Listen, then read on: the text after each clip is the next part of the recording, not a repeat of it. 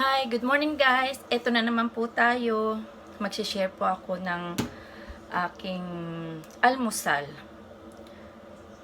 Yung aking almusal kasi, wala kasi akong time para magluto at saka gutom na ako. May binili ako sa magang-maga, nagpunta ako sa McDonald's para itong binili ko. Ito yung kanyang sausage and egg cheese griddles. Medyo matamis to eh. Tsaka hot coffee. Ito po, ang laki ng size. Natin muna. Almusal, lalagyan muna natin ng laman yung ating tiyan. Sila ganun din. Sobrang pait. Meron lang akong i-share sa inyo.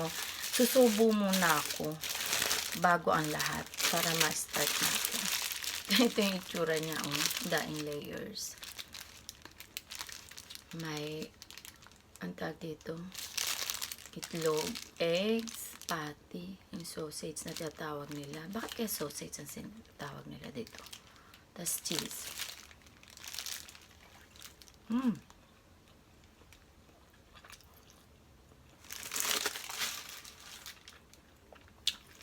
Masarap siya.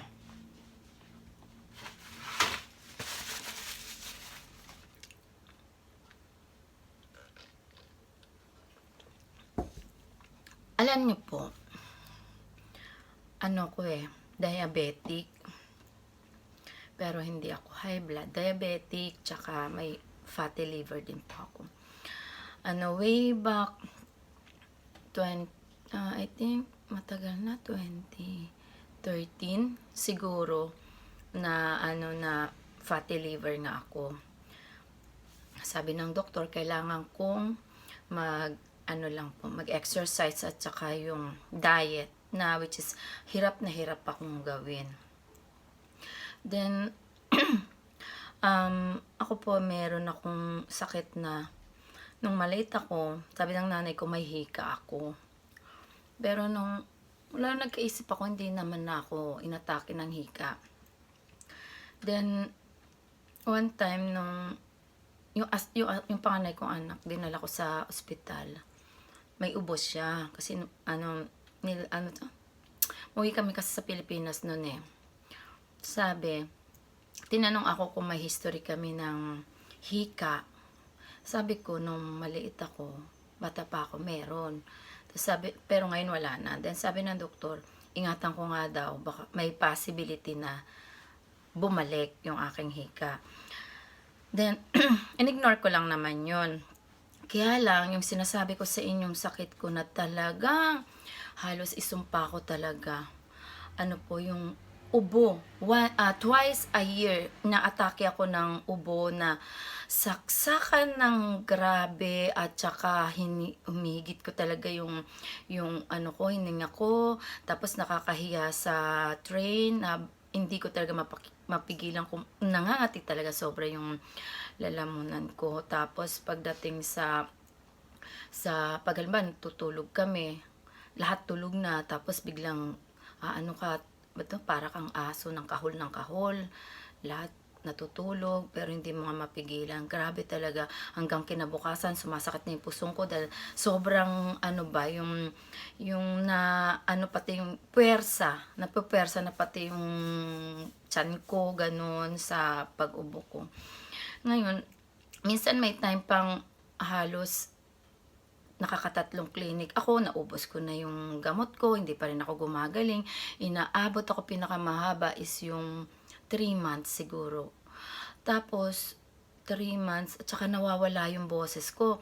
Dahil lang doon na hindi ako nag-absent sa trabaho ko dahil wala lang, gusto ko na hindi po ako ganun, masyado po akong dedicated sa aking trabaho. Pero doon lang ako nakapagpahinga, nakapag-absent dahil nga po sa wala na talaga akong boses. For 2 days, wala akong boses. Ngayon, dahil nga medyo, syempre nagkakaedad na tayo, way back to 2015, yung bang napag-isip-isip ko, hindi na rin naman ako bumabata, so, at saka taba ko. Siguro nasa 63 kilos ako noon. Ngayon, nag-research ako, ginugel ko, paano ba ma-cure yung kung may cure ba sa fatty liver.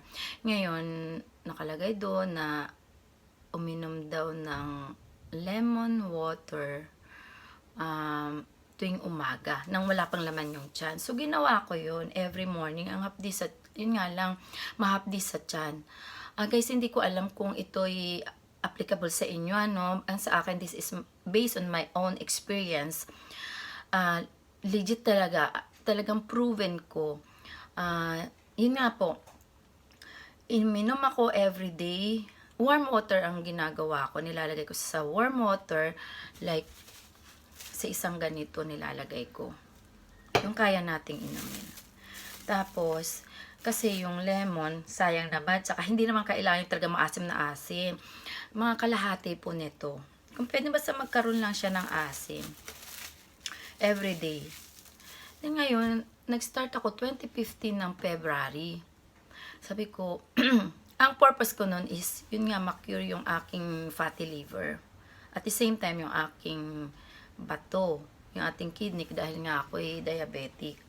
So, nung sabi ko na ako, malapit na naman ng winter. Kasi halos twice a year ako inaatake talaga ng sakit ko na yun ng matinding ubo. Hindi ko, halos ano siya, close to hika na ulit.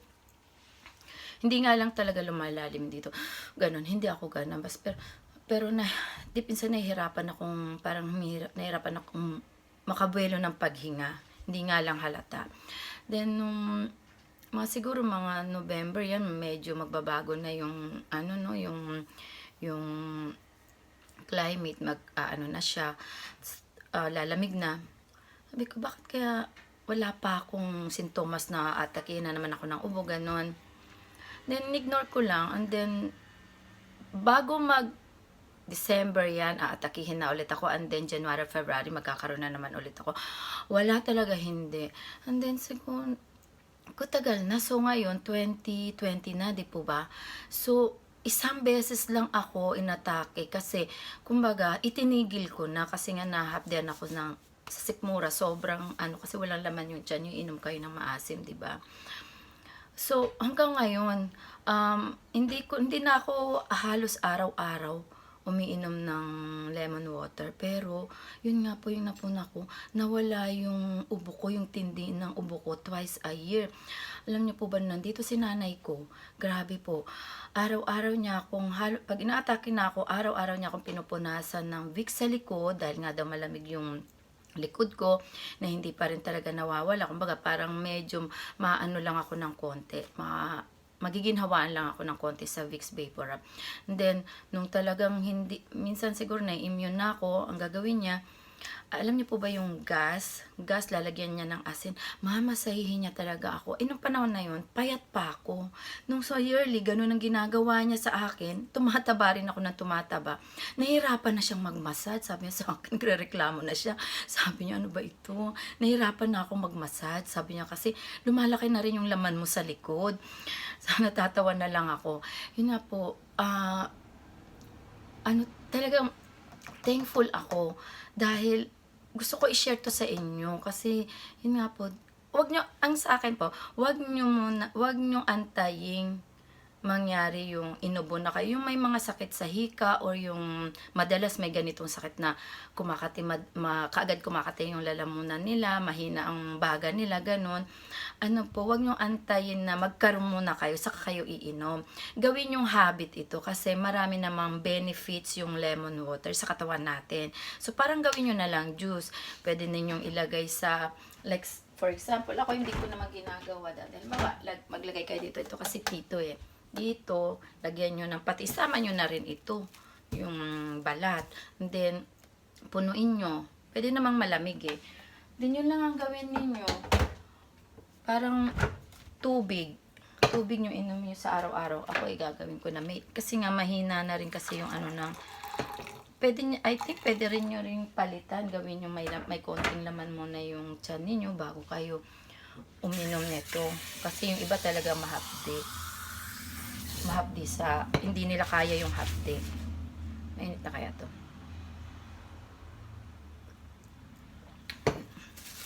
lalagay ko, pipigaan ko lang siya nito, kalahati nito, para makatipid-tipid kasi mahal din yung lemon eh. Ayan. Tapos iniinom ko lang lahat yan. Ngayon, kung mabubusog na, di ba, ang daming tubig, busog ka na, so, hindi ka na makakain. Sa mga, ano rin to, sa mga nagda-diet. Ayun nga, ito, medyo iba na naman yung lalamunan ko, kaya inom na naman ako. Kaya kailangan po talaga consistent yung pag-inom.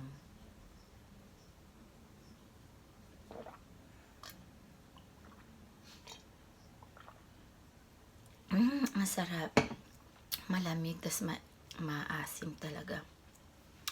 Ano ko lang po ito sa inyo guys, gusto ko talagang i-share lang sa inyo to kasi miracle, very natural way to cure. Hindi ko alam kung cure talaga to pero talagang ilang taon na, 5 years na. Try nyo lang po. Bago talaga kayo atakihin ng ubo or hika, itry nyo kaya tong lemon water. Kasi hika ako parang hika nga yung tingin ko dun eh. Kaya lang talagang yung pangangati ng lalamunan ko, gumaganyan ako na minsan. Nawala po talaga. 5 years na. Kasi 3 buwan, araw-araw ako inaatake. Yun po, nawala na. Hindi na po talaga bumalik. Yun lang po. Sana may natutunan kayo. I-try nyo pong gawin. Pero kung hindi nyo po kaya na walang laman yung tiyan nyo, gawin nyo before bedtime. Yun. Pwede rin naman po yun. Pero ako talaga, gusto ko talagang noon talagang umepekto siya kaagad. Pinilit ko. Pero, syempre, mahapdi kasi sa sikmura, kaya kumakain muna ako ng konti ngayon.